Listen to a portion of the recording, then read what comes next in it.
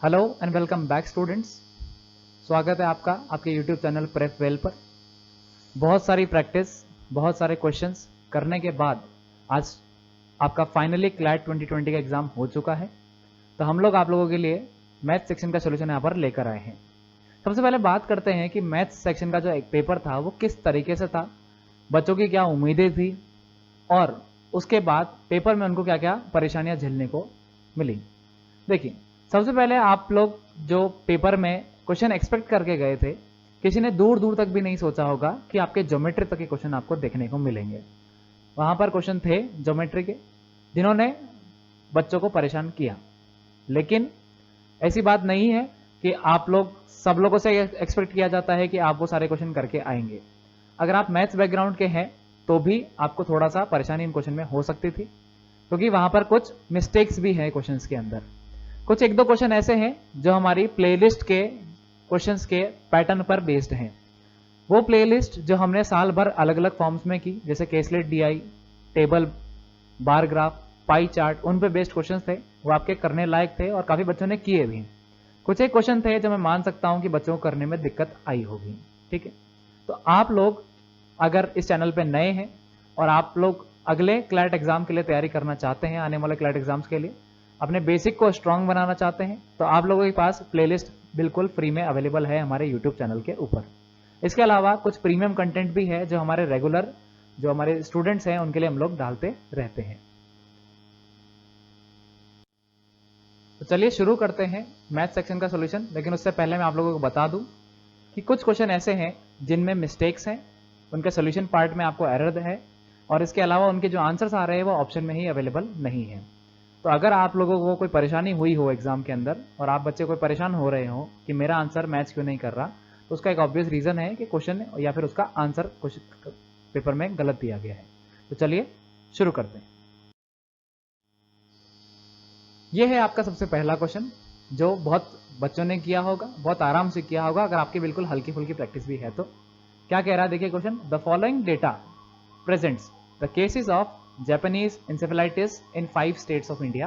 5 state हैं, Orissa, West Bengal, Chhattisgarh, Jharkhand and Andhra Pradesh. ठीक है, इसमें आपको एक तो बार ग्राफ दिया गया है, उसके साथ में इन्होंने एक टेबल एसोसिएट कर दी।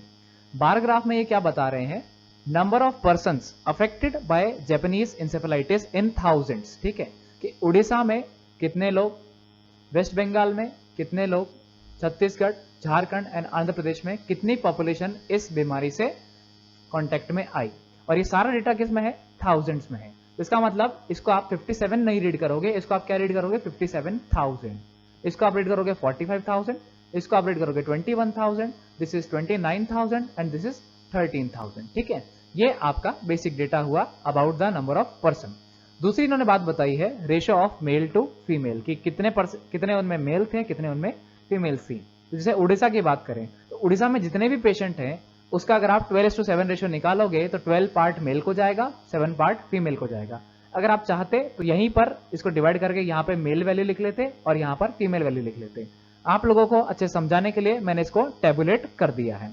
टेबल जो आपकी बनेगी वो कुछ इस तरह से बनेगी कि ये आपके स्टेट हो गए, इसके अलावा यहाँ पर आपकी टोटल वैल्यू आ गई, ये आपके रो वाइज और ये आपकी कॉलम वाइज जो टोटल वैल्यू है आपके पास इस तरह से आ जाएगी। इसके अलावा टोटल यहाँ पर ये जो वैल्यू दी गई है ये विदाउट थाउजेंड्स दी गई है। तो अगर आपको कोई वैल्यू डायरेक्ट पूछ ली जाती है तो आप इसमें 1000 और अपने आप से लगाकर फिर जवाब देंगे। ठीक है, तो ये आपका देखिए 12:7 है। तो 12:7 का मतलब क्या हुआ, टोटल हो गया 19।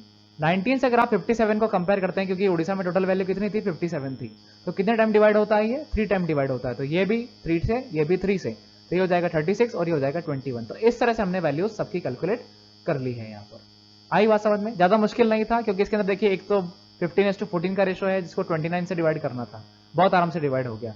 7:6 के रेशो से 13 को डिवाइड करना था, बहुत आराम से डिवाइड हो गया। तो ये चीजें आपको ज्यादा दिक्कत नहीं करेगी।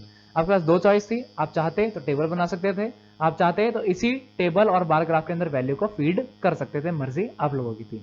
आप लोगों को समझाने के लिए यहाँ पर टेबल का मैं यूज करूंगा। तो आइए बढ़ते हैं पहले क्वेश्चन की तरफ। Number of females affected by Japanese encephalitis in West Bengal। West Bengal में कितनी है भाई? 15,000, 15,000। आर व्हाट परसेंट मोर और less then that of females affected in Orissa? वो कितनी है? 21,000। ठीक है, परसेंटेज मोर और परसेंटेज लेस हम लोग किस तरह से निकालते हैं, काफी बार हम लोग डिस्कस कर चुके हैं। कैसे निकालते हैं? Difference upon reference multiplied by 100। आपसे पूछ रहा है कि वेस्ट बंगाल में जो फीमेल्स हैं वो उड़ीसा वाली फीमेल से कितने परसेंट ज्यादा या कम है। पहली बात तो आप ही देखिए कि ज्यादा है या कम है। वेस्ट बंगाल वाली कम है, तो जो मोर वाला आंसर होगा वो तो वैसे ही कैंसिल आउट हो जाएगा। तो अब या तो ये आंसर होना है आपका या फिर ये आंसर होना है। देखिए डिफरेंस, यानी दोनों में डिफरेंस कितने का है? कितने का डिफरेंस है दोनों में? 6,000 का, तो मैंने 6 लिख दिया है। अपॉन रेफरेंस, किसके रेफरेंस में पूछ रहा है? Then that of females affected in Orissa.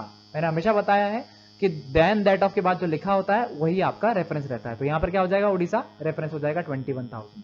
अब आप लोग सोच रहे होंगे मैंने यहाँ पे 1000 क्यों नहीं लगाया? देखिए न्यूमरेटर में भी 1000 आता, डिनोमिनेटर में भी 1000 आता, वो वैसे ही कैंसिल आउट हो जाता, तो इसलिए हम लोग फालतू एफर्ट नहीं करेंगे। 3 की टेबल से कट करेंगे 2, 3 की टेबल से कट करेंगे 7, तो 200/7। इसको आप डिवाइड करते हैं 28% के लगभग चला जाता है ये, और 28% के लगभग जाता है, ये ऑप्शन भी कैंसिल आउट हो जाएगा। ऑप्शन नंबर ए आपका आंसर हो जाएगा। कोई मुश्किल क्वेश्चन नहीं था। अगर आपको बिल्कुल बेसिक फॉर्मूले पता है, अगर आप वीडियोस को फॉलो करते हुए आ रहे हैं, उनको सीरियसली देखते हुए आ रहे हैं, तो आपसे ये क्वेश्चन बहुत आराम से हो सकता था। आगे बढ़ते हैं।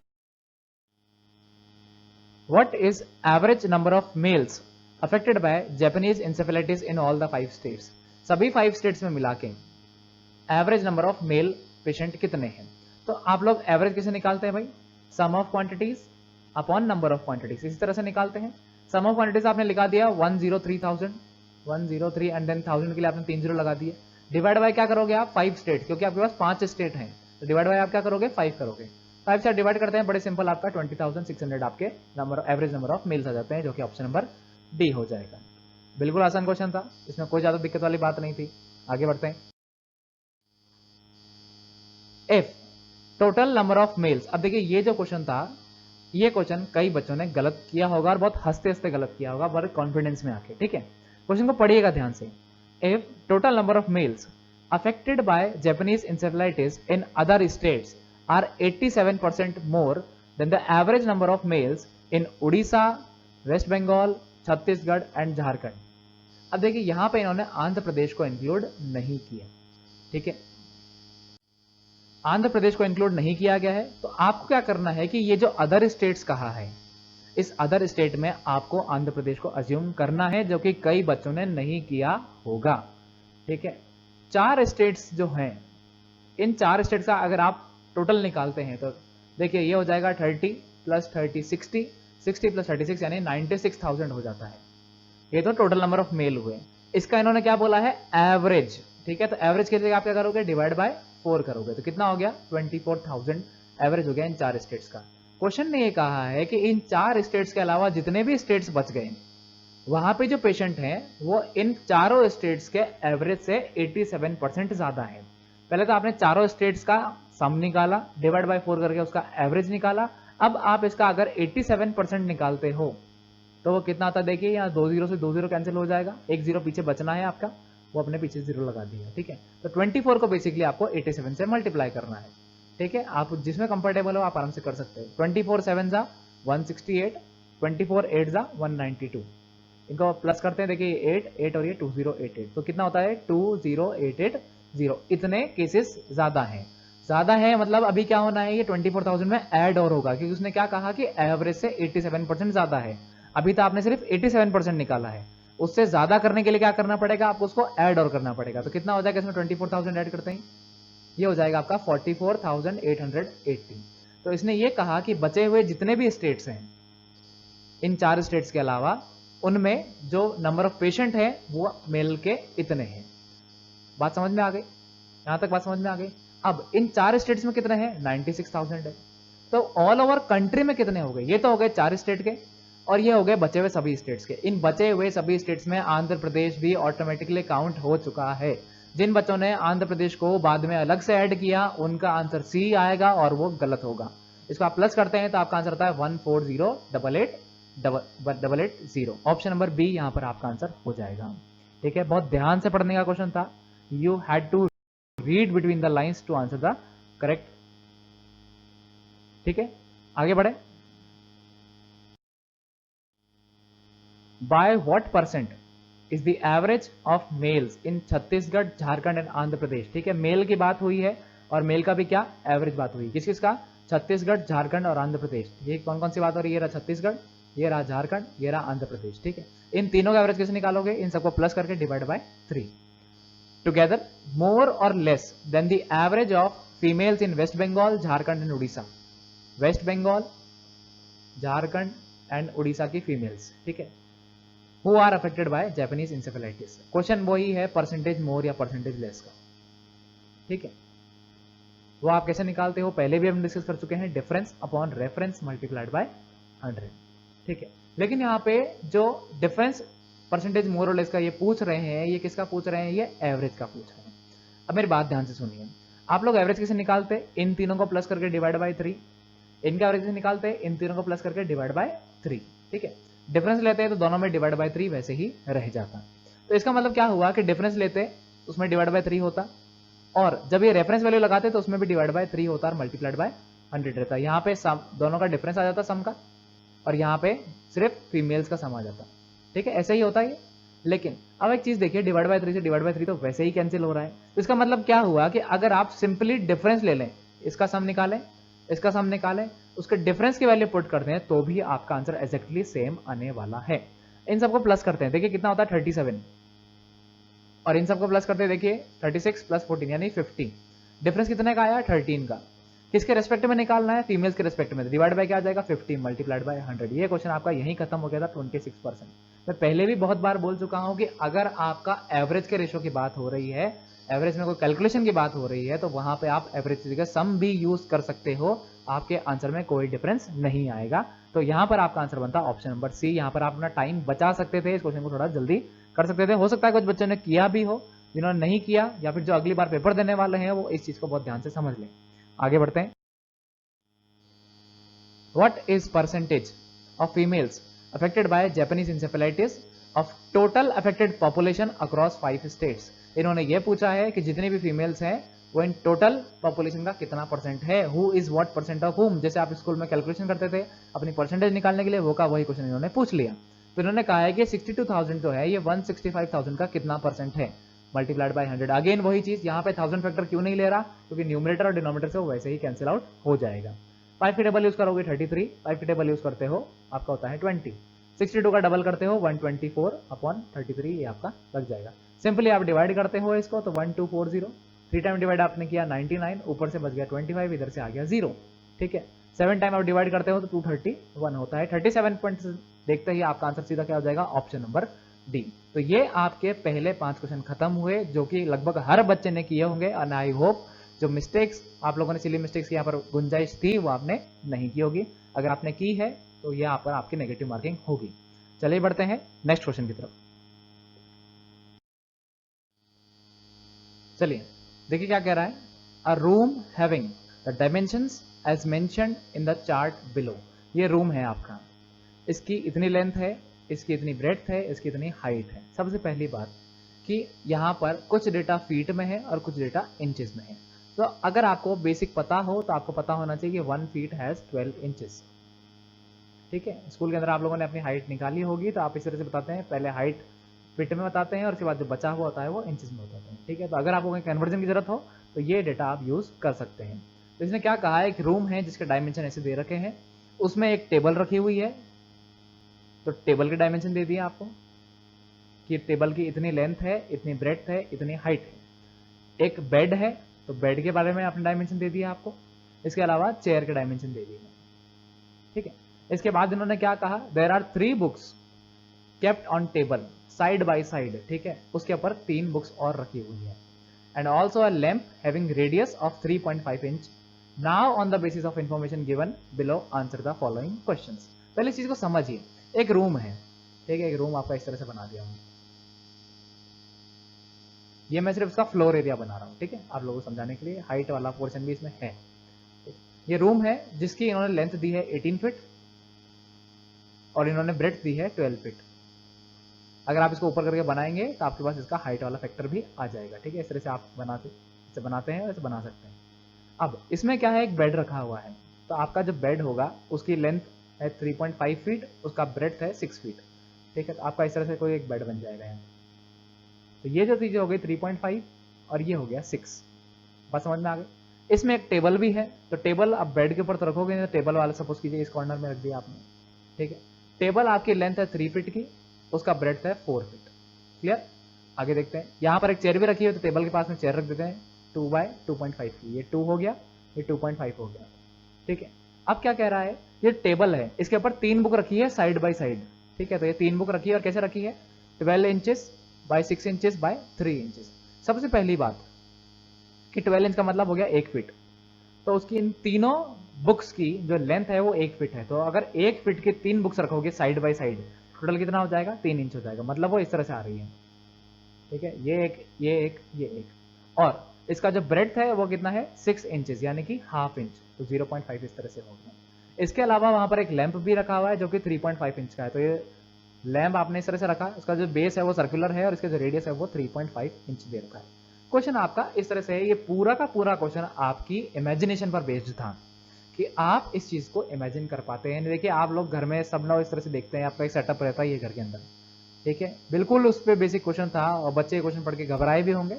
अगर आपने क्वेश्चन थोड़ा सा तसल्ली से ध्यान से पढ़ा तो ये क्वेश्चन इतना मुश्किल नहीं था, ठीक है। ये वही क्वेश्चन है जो 9th-10th की बुक्स में आप लोग मेंसुरेशन के क्वेश्चन में किया करते थे, उन्हीं पर बेस्ड ये क्वेश्चन था। चलिए बढ़ते हैं क्वेश्चन की तरफ, ठीक है। जो इमेजिन में आपको करवाना चाह रहा हूं, आई होप वो समझ में आ गया होगा। सबसे पहला question, what would be the area of room which is not covered by any object as mentioned above. और ये सारे आंसर जो है वो स्क्वायर फीट में दिए हुए हैं। देखिए रूम है, ठीक है, रूम के अंदर बेड भी पड़ा है, रूम के अंदर टेबल भी पड़ी है और रूम के अंदर चेयर भी पड़ी है। तो आपसे पूछा है एरिया ऑफ रूम, ठीक है। एरिया पे ध्यान दीजिए, यानी कि फ्लोर एरिया, ये वाला एरिया। तो शेडेड एरिया आप कैसे निकालते थे मुझे बताओ। इस पूरे के एरिया में से ये एरिया और ये एरिया माइनस कर देते थे, और सारे के सारे क्या है, रेक्टेंगल है। देखिए ये 18 है और ये 12 है, ठीक है। तो ये पूरे रूम का एरिया क्या हो गया, लेंथ इंटू ब्रेड, ठीक है, 18 इंटू 12 माइनस, अब इसमें क्या क्या एरिया माइनस होगा, बेड का एरिया। बेड कितना था आपका 3.5 बाई 6, तो 3.5 बाई 6 प्लस टेबल का एरिया, टेबल का एरिया क्या है 3/4 प्लस क्या रखा है और चेयर रखी है, ठीक है, 2/2.5, ठीक है। अब जो बुक्स और लैंप रखा हुआ है वो टेबल के ऊपर रखा हुआ है, वो तो रूम एरिया को कवर नहीं करता, तो वो आप लोग इसमें इंक्लूड नहीं करोगे। 18 इंटू 12 करते हो 15 प्लस 3, 15 माइनस 3, ठीक है। तो 15 के स्क्वायर में से 3 का स्क्वायर माइनस करते हैं आप, 225 में से 9 माइनस करोगे 216, ठीक है। पेन चलाने की जरूरत नहीं थी, आराम से कर सकते थे। 6 इंटू 3 करते 18, 6 का आधा करते 3, कितना हो गया 21, 3 इंटू 4 12, 2 इंटू 2.5 यानी कि 5, इन सबको प्लस कर लीजिए 17 हो जाएगा, 17 और 21 38 हो जाएगा, 216 माइनस 38, अब माइनस करते हैं 178 आ जाता है। बहुत आसान क्वेश्चन था, ऑप्शन नंबर बी आपका आंसर हो जाएगा, ठीक है। आपको बस थोड़ा दिमाग ठंडा रखना था और ये क्वेश्चन बहुत हंसते हंसते हो जाता है आपसे, ठीक है। आगे बढ़ते हैं। What is area of table which is uncovered by any of objects, और ये आंसर किस में है, इंचेस में है, ठीक है। तो आपको किस में जाना पड़ेगा, इंचेस में जाना पड़ेगा। तो आपका जो टेबल है उसके बारे में बात करते हैं, ठीक है। जो टेबल है इसका लेंथ है 3 फीट और इसकी ब्रेड्थ है 4 फीट, ठीक है। 3 फीट का मतलब 3 इंटू 12 यानी 36 और 4 इंटू 12 यानी कि 48। इस पे इसने क्या कहा कि 3 बुक्स रखी हुई है, ठीक है, 12 इंच 12 इंच 12 इंच, ये 12 ये 12 ये 12 और ये 6 इंच हो गया, क्लियर। और यहां पर एक लैंप भी रखा हुआ है जिसका रेडियस है 3.5। तो आप लोग ये एरिया निकालना चाहते हो अनकवर्ड एरिया, वापस वही कैसे निकालोगे, इस टेबल के एरिया में से आप लोग ये बुक्स का एरिया और ये लैंप का एरिया माइनस कर दोगे, ठीक है। टेबल का एरिया निकालोगे 36 इंटू 48, क्लियर, माइनस बुक्स का एरिया, 3 बुक्स हैं तो 3 इंटू एक बुक का एरिया, एक बुक का एरिया क्या हो जाएगा 12 इंटू 6 प्लस लैंप का एरिया पाई आर स्क्वायर, क्योंकि सर्कुलर लैंप है तो पाई इंटू आर स्क्वायर, तो 3.5 इंटू 3.5, क्लियर, यहां तक बात समझ में आ गई। अब देखिए ये जहां से देखिएगा 12 इंटू 3, 12 इंटू 4, 3 इंटू 4 कितना हो गया 12 हो गया, तो 12 इंटू 12 इंटू 12 यानी 12 का क्यूब 1728, ठीक है। देखिए आराम से ठंडे दिमाग से करते हैं तो बहुत आराम से हो सकता है। 3 इंटू 6 हो गया 18, 18 इंटू 12 पिछले ही थोड़ी देर पहले किया था 216 आता है आपका, प्लस 3.5 का डबल होता है तो 2 टाइम्स कट जाएगा, 2 से कट करेंगे 11 हो जाएगा। किसी भी नंबर को जब 11 से मल्टीप्लाई करना होता है तो राइट वाला नंबर राइट में लिखते हैं, लेफ्ट वाला नंबर लेफ्ट में लिखते हैं, बीच में दोनों को ऐड करके लिख देते हैं 385। यानी कि 38.5 हो जाएगा। ठीक है, इनको प्लस कर लीजिए, 16 में आपने 38 प्लस किया तो 254.5 हो गया, 1728। ठीक है, इसमें तो आप इसको माइनस करना है और आपके पास आपका आंसर आ जाएगा। ठीक है, 1728 माइनस 254.5, यहाँ पॉइंट के बाद 0 लगाना पड़ेगा, यहाँ माइनस होने के बाद ये 7 बच जाएगा, ये तो बचता है 3।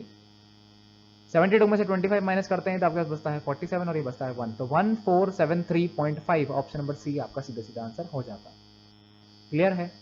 आई होप आप लोगों को समझ में आया होगा। पिछले क्वेश्चन की तरह ही है, बस वहां पर रूम का अनकवर्ड एरिया निकालना था, यहाँ टेबल का अनकवर्ड एरिया निकालना है। आगे बढ़ते हैं। How many tables are required to cover the floor surface of the room completely. ये जो रूम है इसके डायमेंशन कितनी है भाई? 18/12। अब यहाँ पे कितने टेबल रख सकते हैं हम लोग, ये क्वेश्चन ये पूछ रहा है आपसे। तो अगर आपने थोड़ी सी मेंसुरेशन पढ़ी है 9th-10th क्लास में तो आपको पता है आप कैसे निकालोगे, पूरे रूम का एरिया डिवाइड बाय एक टेबल का एरिया, तो उससे नंबर ऑफ टेबल्स आ जाएगी। टेबल का एरिया क्या हो जाएगा? 3 × 4, 3 4 12 से 12 कट जाएगा, 18 टेबल्स आप लोग उसमें रख सकते हो। ठीक है, क्वेश्चन ने पूछा कि रूम के फ्लोर एरिया में आप कितने टेबल्स रख सकते हो, तो रूम के फ्लोर एरिया को निकाल लीजिए, उसको डिवाइड कर दीजिए आप एक टेबल के एरिया से। ठीक है, तो ये 3 × 4 था, तो ऐसी कितने टेबल्स आ जाएगी वो आपको अपने आप मालूम चल जाएगा। बिल्कुल बेसिक मेंसुरेशन का क्वेश्चन था। आगे बढ़ते हैं। If the entire room is to be filled by books. अब एंटायर रूम का मतलब not just the floor area. ठीक है, सिर्फ फ्लोर एरिया की बात नहीं हो रही, पूरे रूम के वॉल्यूम की बात हो रही है। ठीक है, पूरा का पूरा रूम का जो वॉल्यूम है वो किससे भरना है? बुक से भरना है। तो आप कैसे निकालोगे? आगे क्या बोल रहा है? Then how many books are required. आप लोग कैसे निकालोगे? Volume of room upon volume of one book. तो इससे आपके पास नंबर ऑफ बुक्स आ जाएगी। पूरे रूम में आप ऐसे कितनी बुक्स रख सकते हो? क्यूबॉइड का वॉल्यूम क्या होता है? Length into breadth into height. ठीक है, तो 18 × 12 × 12, राइट। अब ये सारा का सारा डेटा किस में है? फीट में है, और जो बुक्स है वो सारे सारे किस में है? इंचेस में है। तो इन सबको इंच में कन्वर्ट करना पड़ेगा। तो इस 18 के लिए मल्टीप्लाई बाय 12, इसके लिए भी मल्टीप्लाई बाय 12 और इसके लिए भी मल्टीप्लाई बाय 12। क्यों किया हमने? क्योंकि आपको पता है एक फीट में 12 इंच होते हैं। एक बुक का वॉल्यूम कितना हो जाएगा? एक बुक भी आपकी क्यूबॉइड है, तो 12 × 6 × 3, तो 12 × 6 × 3। अब इसको सॉल्व करना शुरू करते हैं। देखिए 12 से ये 12 कट जाएगा, 6 × 3 से 6 × 3 कट जाएगा, तो क्या बचा? 12 × 12 × 12 × 12। तो 12 का क्यूब आप लोगों को पता है 1728 होता है। आपको इस 1728 को 12 से मल्टीप्लाई करना था। 2 से मल्टीप्लाई करोगे 3 4 5 6, 1 से मल्टीप्लाई करोगे 1728 आपके पास हो जाएगा। प्लस कर लीजिए, 6 हो जाएगा, 3 कैरी में चला जाएगा 1 और ये हो जाएगा 20736। ऑप्शन नंबर बी आपका आंसर हो जाएगा। पिछला क्वेश्चन एरिया के ऊपर बेस्ड था, ये क्वेश्चन वॉल्यूम के ऊपर बेस्ड था। ठीक है, आगे बढ़ते हैं। लास्ट क्वेश्चन इसका, how many chairs can be put inside the room so as to cover the entire floor area of the room. वापस वही क्वेश्चन आ गया। पिछली बार आपने किससे कवर किया था? टेबल से कवर किया था। इस बार आप किससे कवर कर रहे हो? फ्लोर एरिया को चेयर से कवर कर रहे हो। तो वही वाला सेम फॉर्मूला कि रूम का area, area of room upon area of one chair. ठीक है, ऐसे नंबर ऑफ चेयर्स आ जाएगी। ये है 18, ये है 12 और ये आपकी एक चेयर है जो 2 × 2.5 की दे रखी है। एरिया ऑफ रूम क्या हो जाएगा? 18 × 12 अपॉन 2 × 2.5। 18 × 12 आपको पता है 216, ये आपको पता है 5। ठीक है, इसको आप डिवाइड करते हो 43.2 आता है।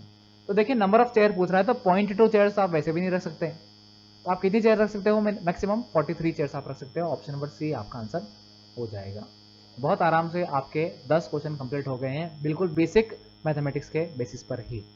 ठीक है, अब जो बचता है आपका लास्ट क्वेश्चन, ये वही क्वेश्चन है जिसके अंदर आपके पास बहुत सारी मिस्टेक्स थी।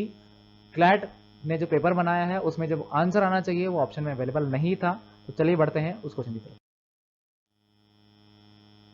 ये है आपका वो क्वेश्चन जिसमें प्रॉब्लम है, और जो हो सकता है या तो इसके बोनस मार्क्स दिए जाएं जिस बच्चे ने अटेम्प्ट किया, या हो सकता है ये क्वेश्चन डिलीट कर दिए जाए। चलिए शुरू करते हैं इस क्वेश्चन को, समझते हैं इस क्वेश्चन को। जिन बच्चों ने किया बहुत अच्छी बात है, जिनसे नहीं हुआ वो देख लीजिए कि किस तरह से होना था। हालांकि इतना कोई हवा क्वेश्चन नहीं है, लेकिन ज्योमेट्री की आप लोगों की हो सकता है आदत छूट गई हो, तो आप लोग इस क्वेश्चन को कैसे करते हैं वो हम लोग देख लेते हैं। In the figure given below a goat is tied to a pole at point O. तो यहाँ पर एक पोल है, यहाँ पर आपने एक बकरी बांध दी, ठीक है, और बकरी इस पोल से बांधी गई है। Which is centre of the semi circular plot, ये जो है पूरा, ये पूरा एरिया क्या है, एक प्लॉट है, ठीक है, ये आपको बता रखा है, ये एरिया पूरा क्या है, एक प्लॉट है, यहाँ पर आपने इसको बांध रखा है। The area of plot is equal to its perimeter, बहुत इंपॉर्टेंट लाइन इस पूरे क्वेश्चन की, ठीक है ना। BO is the length of the rope, इस लेंथ से आपने उसको बांध रखा है, ठीक है, इस लेंथ से आपने उसको बांध रखा है। तो जब वो चलती है या ग्रीजिंग करती है तो वो इस सर्कल में घूमेगी इस तरह से, ठीक है। ये ऐसे क्वेश्चन आपने हो सकता है 19 में थोड़े बहुत किए हो, याद हो तो। Through which the goat is tied to the pole, answer the closest decimal, ठीक है, ये क्वेश्चन आपसे पूछा गया। अब जो क्वेश्चन में सबसे इंपॉर्टेंट लाइन थी वो बात करते हैं, तो ये वाली, the area of pole is equal to its perimeter, ठीक है। देखिए ये रेडियस है, ये रेडियस है, ये रेडियस है। सबसे पहले बात करते हैं एरिया की, तो आपको बोला है एरिया जो है वो इक्वल है किसके, पेरीमीटर को। और सबसे पहला क्वेश्चन जो आपसे पूछा गया वही बोला गया length of the rope is, length of the rope मतलब radius of semi circle. Semi circle का आप लोग एरिया कैसे निकालते हो, पाई आर स्क्वायर बाई 2, क्योंकि पूरे सर्कल का कितना होता है, पाई आर स्क्वायर होता है, तो आधे का कितना हो जाएगा, पाई आर स्क्वायर बाई 2। पेरीमीटर की बात करते हैं तो पूरे सर्कल का पेरीमीटर कितना होता है, 2 पाई आर, ठीक है, वो सिर्फ राउंड पार्ट का है ना। तो यहां पे इतने राउंड पार्ट का कितना हो जाएगा, आधा, यानी कि पाई आर, प्लस ये भी तो पेरीमीटर में आएगा, ये वाला एरिया भी, ये हो जाएगा आर और ये भी हो जाएगा आर, तो कितना हो जाएगा 2r, ठीक है। इतना सा था और ये क्वेश्चन यही खत्म था। देख लेते हैं इसको, पाई आर स्क्वायर बाई 2, यहाँ आर कॉमन आ जाएगा तो पाई प्लस 2, एक आर से आपका एक आर कट जाएगा, तो क्या बचता है, pi into r upon 2 is equal to pi plus 2, ठीक है। ये आर की वैल्यू निकालनी है तो आप लोग क्या करोगे, 2 को मल्टीप्लाई में भेजोगे, पाई को डिवाइड में भेजोगे, तो r equal to pi plus 2 bracket के अंदर, मल्टीप्लाई में 2 आ गया, अपॉन में पाई आ गया। जब ब्रैकेट ओपन करोगे तो पहले ये इससे मल्टीप्लाई होगा, फिर ये इससे मल्टीप्लाई होगा, तो हो जाएगा 2 upon pi multiply by pi plus 2 into 2 upon pi, इसी तरह से होगा, पाई से पाई कट जाएगा, तो क्या बचता है, देखिए रेडियस का वैल्यू, ये बचता है 2 प्लस 4 अपॉन पाई, और यहाँ पर जो ऑप्शन है उसमें एक भी ऑप्शन ऐसा अवेलेबल नहीं है, ठीक है। क्लैट कमेटी ने जो आंसर दिया है वो ये दिया है, ठीक है। हो सकता है उनकी तरफ से कोई माइनर मिस्टेक हो गया हो, क्योंकि इन्होंने यहाँ पर इस 4 की जगह 2 लिख दिया है, और इसी वजह से आगे के जितने भी आंसर्स हैं वो सारे के सारे गलत हैं उनके, इसी बेसिस पर, ठीक है। तो आपका जो आंसर होना चाहिए वो ये होना चाहिए। क्लैट कमेटी ने आंसर ये माना है, तो अगर आप कोई ऑप्शन उठाना चाहें तो यहाँ से उठा सकते हैं कि ये क्वेश्चन गलत है आपका, ठीक है। आई होप कई कुछ बच्चों ने उठा भी दिया होगा अब तक, अगर उठा रहे हो तो बात समझ में आ गई है, ठीक है। आगे बढ़ते हैं। The area of plot is, अब देखिए एरिया कैसे निकालोगे आप, एरिया आप निकालोगे पाई आर स्क्वायर बाय 2 से, आर आपने निकाला ही था अभी 2 प्लस 4 अपॉन पाई, इसको आप सॉल्व करते हैं तो पाई का वैल्यू होता है 3.14, इसको आप डिवाइड करेंगे तो ये वैल्यू आपकी जो लगभग आ जाती है, ये आपके लगभग आती है 3.27, ठीक है। इसको आप सॉल्व करते हैं तो देखिए कितना होता है, पाई यानी 3.14 इंटू आर स्क्वायर यानी 3.27 का होल स्क्वायर अपॉन 2, तो डिवाइड कर दोगे 1.57 आ जाएगा। इसका जब सॉल्व करते हैं तो आपकी जो वैल्यू आती है वो आती है 16.82, ठीक है। अब क्योंकि इन्होंने रेडियस ही अलग लिया था उस वजह से भी इनका आंसर अलग आया। अच्छा, एक और इंटरेस्टिंग चीज, क्लैट कमेटी के अकॉर्डिंग जो रेडियस है वो है 2 प्लस 2 अपॉन पाई, उससे भी अगर आप सॉल्व करते हैं तो भी आपका आंसर आता है 10.91, जो कि इसमें से किसी भी ऑप्शन के आसपास नहीं है, ठीक है। क्योंकि उन्होंने जो आंसर बताया है वो उन्होंने ये बताया है, और ये आंसर पाई आर स्क्वायर के अकॉर्डिंग है, not according to pi r square by 2, ठीक है। तो यहाँ पर एक गलती उनसे और हुई है, ठीक है। तो यहाँ पर आपका जो आंसर होना चाहिए था वो 16.82 आना चाहिए था। क्लियर है, आगे बढ़ते हैं। If a triangle is created by joining point ABC, what will be length of AB, आपने इसको इससे ज्वाइन कर दिया, आपने इसको इससे ज्वाइन कर दिया। एक बेसिक सा रूल होता है कि सेमी सर्कल में बनने वाला हर ट्राइंगल राइट एंगल होता है, सेमी सर्कल में बनने वाला हर ट्राइंगल कैसा होता है, राइट एंगल होता है। बात समझ में आ गई। इसके अलावा ये जो सर्कल, दो ट्राइंगल बन रहे हैं, ये ट्राइंगल और ये ट्राइंगल, ये दोनों के दोनों ट्राइंगल कौन कौन से, ए ओ बी और ट्राइंगल बी ओ सी, ये दोनों के दोनों ट्राइंगल कैसे हैं, कॉन्ग्रुएंट है, एकदम बराबर है दोनों ट्राइंगल।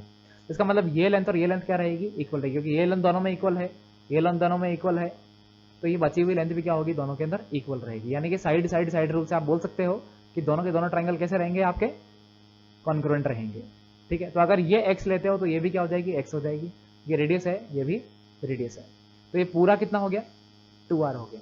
तो आपको अगर पाइथागोरस थ्योरम मालूम हो, अभी कंडीशन कैसे बन गई, ये x हो गया, ये x हो गया, ये 2r हो गया, तो आप लोग क्या बोलोगे, x square plus x square equal to 2r का होल स्क्वायर। ठीक है, इस तरह से बोलोगे 2x square equal to 4r square, x square equal to 2r square और x equal to under root 2r square. ठीक है, जब आप ये रेडियस की वैल्यू पुट करते हो या फिर आप इसको बोल सकते हो r रूट 2। ठीक है, रूट 2 की वैल्यू क्या आती है आपकी 1.414 और रेडियस आपने अभी निकाला था 2 प्लस 4/5, जिसकी जो वैल्यू है आपकी वो आपकी आ रही थी 3.27। इन दोनों को जब आप मल्टीप्लाई करते हो तो आपका जो फाइनल आंसर आता है वो आता है 4.62। ठीक है, जो कि ऑप्शन में अवेलेबल नहीं है।